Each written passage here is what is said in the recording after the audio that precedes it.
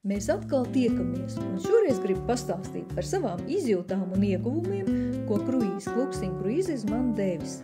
Pirmām kārtām tā ir iespēja ceļot, iepazīt daudzas jaunas skaistas vietas, paplašināt savus apvāršņus. Ar vīru esam jau bijuši 9 kruīzes ceļojumos un novembrī dosimies 10.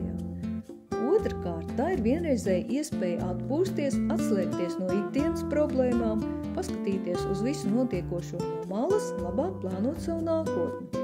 Tā ir iespēja būt kopā ar saviem mīļajiem, kopā atpūsties, iegūt jaunus draugus un dombiedrus. Un trešā lieta ir sevis pilnveidošana. Klubs dod iespēju ļoti izdevīgi ceļot, ietaupot savas ģimenes budžeta līdzekļus. Tas ir reizē kā skola finanšu pratībā, savu līdzekļu plānošanā, racionālā izlietojumā. Esmu apgūsi arī citas prasmes, gan komunikācijas mākslā, gan darbā ar sociālajiem tīkliem, modernās tehnoloģijas, valodas. Dzīve ir pastāvīga mācīšanās. Klubs dod iespēju iegūt dažādu veidu zināšanas, iziet apmācības, sevi nepārtraukti pilnveidojot. Bet virs visa tā ir pats galvenais mans ieguvums klubā.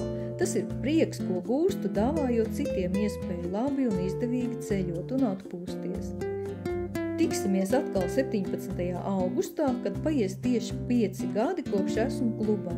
Parunāsim par tagadni un nākotni. Uz tikšanos!